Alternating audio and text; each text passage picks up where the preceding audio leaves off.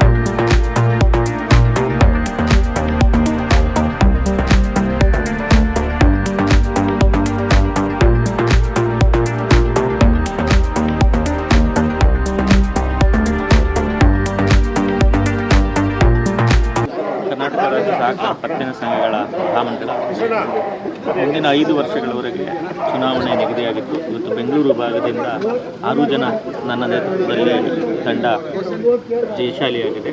ಇಡೀ ರಾಜ್ಯದಲ್ಲಿ 21 ಜನ ನಿರ್ದೇಶಕರು ಆಯ್ಕೆಯಾಗಿದ್ದರು.